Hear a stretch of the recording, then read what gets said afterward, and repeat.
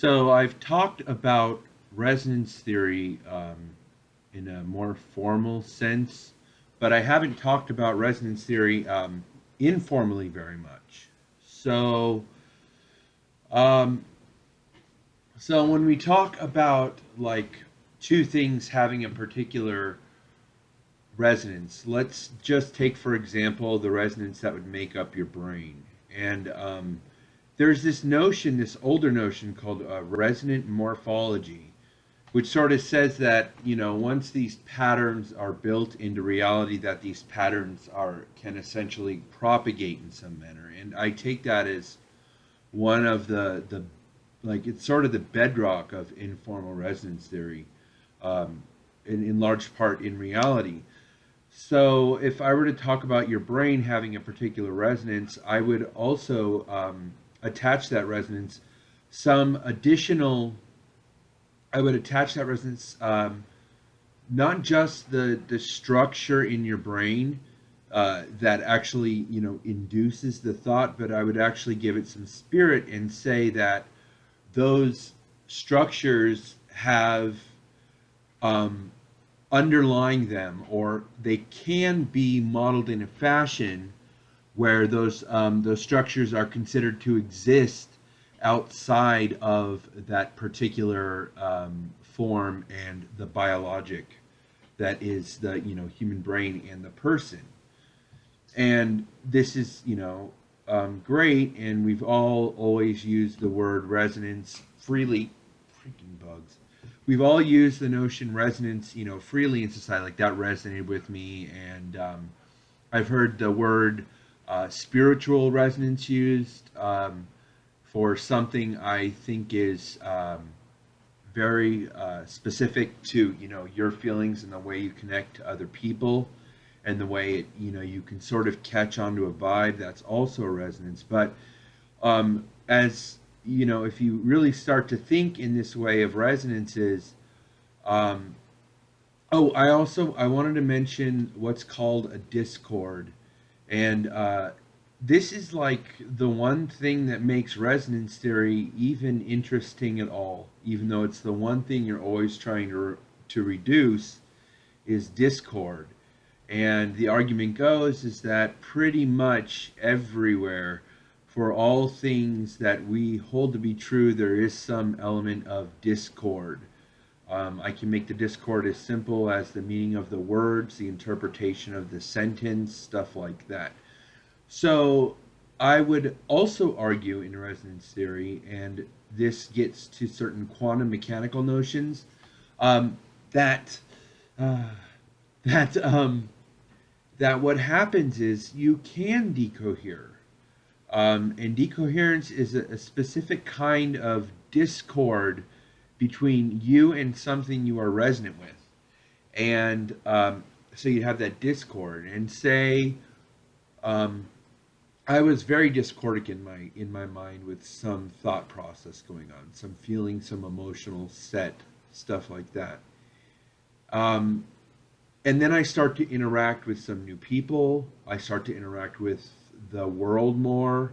I interact with my body more. It's not an exercise thing I'm going to go into. Um, but when you actually form that interaction, there is the what we would call in formal resonance theory. There's an interaction operator, and so we have a. This is an algebraic way of thinking about it, but I'm going to sort of just keep going with the informal. But there's a resonance operator that has to do with the interaction between any two objects in the physical world when they interact. So when you go out and you interact with the world, that operator helps to bring you into resonance with those particular aspects of things. And that's one of the arguments. You can fall, I mean, out of resonance with those things too. But in general, what the assumption that resonance theory kind of keeps moving towards in all it moves towards it in all cases is trying to minimize discord.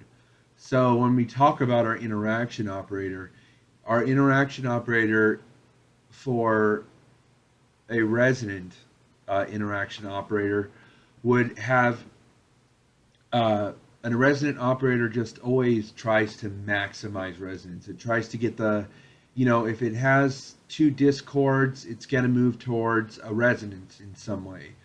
If it has two resonances and discords, then it's going to move to resonance, or it's going to move to another thing of that sort. And if you have two resonances, then they're always going to move to a resonance with this operator.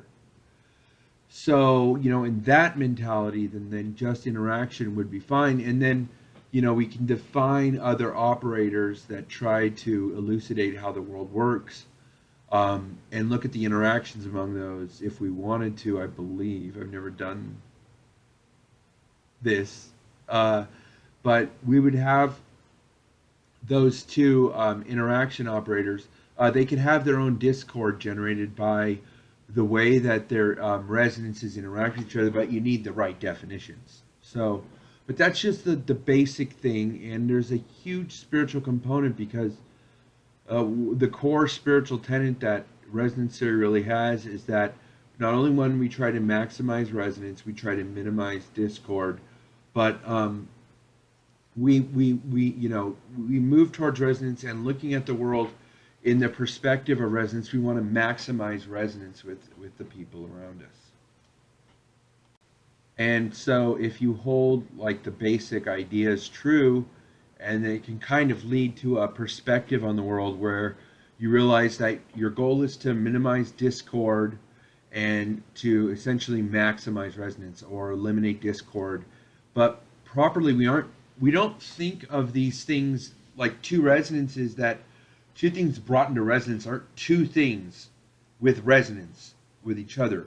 They are that single resonance. So we try to bring things into resonance. We don't say we minimize discord, or we maximize resonance, like we just lift the resonance up. No, we try to bring things into resonance. And you can define other notions to deal with those previous things I just mentioned in resonance theory.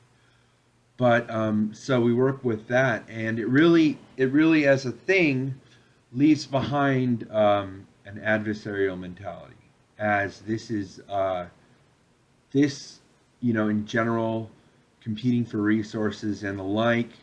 It's very discordic. It's very zero-sum game, and we really do live in a world now that's got all the resources that we need.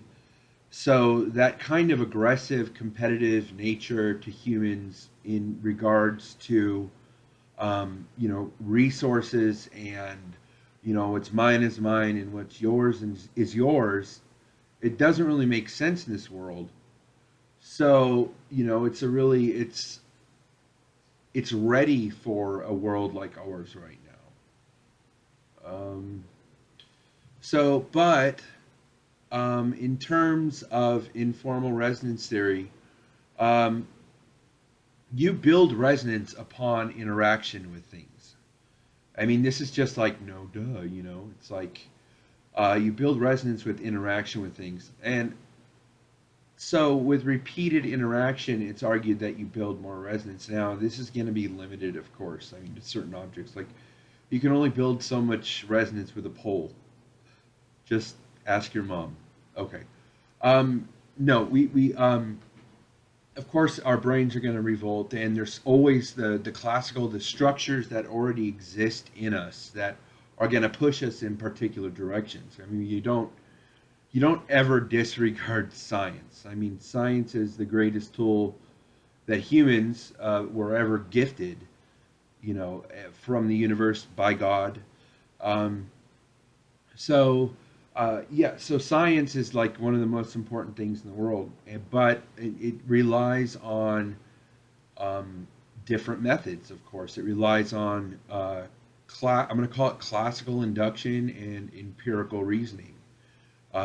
We make certain guesses about the way the world works, and we develop models, and those models make predictions, and those predictions show up over and over, and we have inductive proof that that thing is true. We don't disregard that stuff. You can't disregard inductive sciences, and so that's really important, and we can never let that stuff go. And So you can't get spiritually lost too much. For me, I can. Oh shit! I just caught myself. For me, I can get caught up in one particular way of thinking, in one particular aspect, and that was a really good example of me minimizing discord in that moment. Um, I saw the discord, I tackled the discord, and hopefully I brought it into resonance from now on. But this is resonance is the most clear in the mind. I mean, you think about something more and more and more, then it's going to build strength in your mind. And even when you don't think about it for a month, if that thing comes back, it could you build that resonance, and this would be typified in a person that might have, say, like a panic disorder. Um, they have like triggers for panic attacks, or they have some ramp up to having a panic attack. They do something.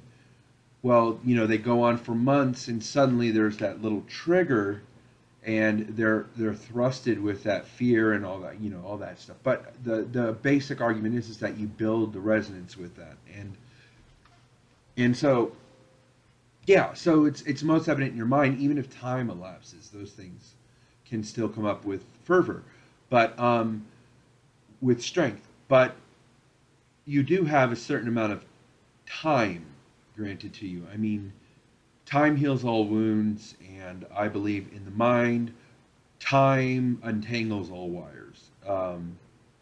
Should I say that?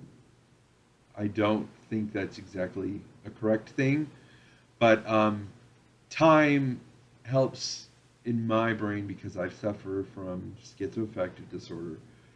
Time just in my mind, in my crazy mind, it allows the natural way that those structures are meant to work to sort of come back to something approaching that. And even better yet, we have points in our lives when we have like huge realizations, and we come to these big pivotal moments where we have some resolution to that discord, a huge thing, that completely just dominates, that little that other energy. And that's really I believe that is a real evident example of resonance theory working, in that we've found a solution to the problem that brings these things into resonance. I mean, and like an epiphany, which is a resonant form with many other words. It just it gets better in that moment, that discrete way. Um, oh, I also wanted to mention what are called resonant forms. So, resonant form is kind of difficult to describe. Uh, so, if I have love and admiration, I could say those are of the same resonant form, and you'd say love is not admiration. I can love and admire you. I can love and not admire you. I can admire you and probably won't love you, most of the people I admire.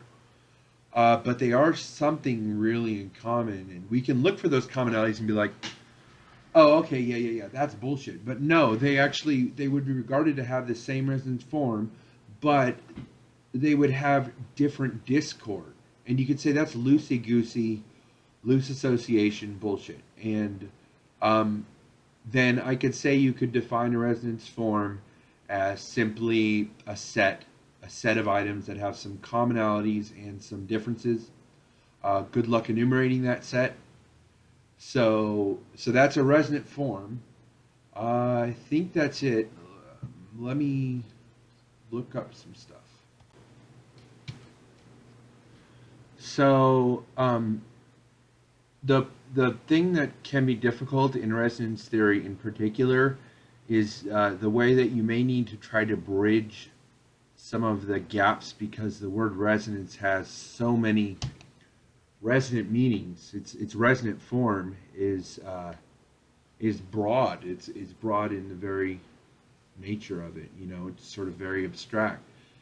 But you can think of it as a unifying force who's generally sort of brings things into union. So you don't need to completely abandon any kind of, you don't need a dualism or anything like that. But you sort of assume these objects are real. I mean, the real world is real. Um, but So it can mean, a connection between oneself and some notion. Um, and okay, and particularly for mathematics, we have this notion of consistency, which means it doesn't contradict itself in any way. So a resonant notion has very high consistency between any two objects or any two systems. If two systems are resonant, they have very high consistency between the two of them. And in other words, they solve many of the same questions or related questions, and their holes or their gaps are um, not related to each other. So, like, if you were to be like Gödelian about it, then you could kind of say that these problems never sort of run into each other. So, if I have two very high consistency mathematics, and they have these strange statements that can't be proven but are true in the system, you would say they have very very high resonance with each, or they have very high resonance with each other, and high consistency between the two systems. So yeah, resonance in its purest form, I would definitely call mathematical consistency, just because it's so absolute. Um, so and systems can resonance in a broader notion, consistency and discord, and if you're feeling like, so if you're feeling like a little uneasy, like I am trying to read this right now, if you're feeling a little uneasy about some of the notions, I would really, and this is from my paper that is a math paper, so, but I would argue that you are experiencing discord of some kind, because that wasn't my next line. No, if you're feeling a little uneasy about the notions, I would argue that you are experiencing discord in terms of resonance theory. So, in a spiritual sense, resonance can be thought of as a unifying force whose ends are to bring things into union. Uh, we consider two different mathematical systems to have very high resonance when their discord, either internally within those systems or between each other, is very low. And so when we have two very very high resonance mathematical systems, and they both have small discords, and their discords are sort of these Gödel inconsistency statements, which say that this cannot be proven, or things we can't prove but are there, or even sort of holes, questions our theories can't answer that are off on separate tracks. We'd say those two theories have very very high resonance between them. So resonance is of a notion that takes is very broad and abstract. So when you try to make it very specific, that notion is going to give you some difficulty at times. So just keep thinking about how things are resonant and stuff like that if you're going to do it in the informal way. Damn flies. Oh, there he is. He wants my time. Okay. So the word can be used normally. So this is a difficult question for me. So sometimes systems can have their own internal resonances and discords. But if you really want a more satisfying definition, then it's important to look at the way those objects interact with each other, and the operations that those two can be performed on each other, that will result in either like resonance or discord. I mean, that's the best way, but you clearly have to, like, if you're just talking about like what's the information go on when it goes to a black hole, well, that's clearly discordic. That's just like, we don't know, but at the same time we know there is information coming out. by Hawking radiation. So there is some resonance. So we do have an R and we have a delta, but we just have one black hole. And then we have information theory. And I don't want to turn this into like some kind of thing where I'm just talking like a lecturer. And I would say to you, like, I don't know, like this stuff does sounds like bullshit. Well, then I would tell you that you're probably having some discord with the notions of resonance theory, and then you would understand what we mean, like how that is a form of discord, how it's sort of tugging on you in one way and not another. You may just say this is complete bullocks and not connect with me, and I would say, well, that's my discord, for you just saying complete bullocks and not connecting with me. But I guess for you it would be discord depending on how you said it. If you just sort of click to go past this video, you'd be like, but if you go, oh, that's complete bullocks, well, at least you gave me your time. But you obviously did build some resonance because it was a little difficult for you to leave. Okay, but I'm just trying to drive home this way of thinking right now. Oh my God! Okay, and Discord can be thought of as something which clashes within one's soul, or this is very informal, sort of spiritual resonance talk right here. A discord can be thought of as something which clashes within one's soul, or something inconsistent within a system. At times, trying to ascertain like what is the nature of discord can be like trying to wrap your hands around chaos. But chaos is a specific kind of discord. It's sort of a bottled up discord that we can look at in the universe and say, okay, that's turbulent and chaotic within there, and that's not. That's a bifurcation point, that's a vortex, whatever. So if you stay focused on, I guess it's going to be my final point, if you stay focused on what's resonant, then you can ideally find where your inner world comes into conflict with what is resonant. In mathematics, it can either be very simple, like a counterexample or a contradiction, or it can be forever intractable, unsolvable, as with Gödel's inconsistency, if you're a math person. That's it. Focus. I'm going to leave you with a little pep here. Focus on resonance. Focus on bringing things into resonance and minimizing discord. Don't spend too much time chasing down the discord in your life. And I will be a social influencer soon. Okay, that's enough out of you.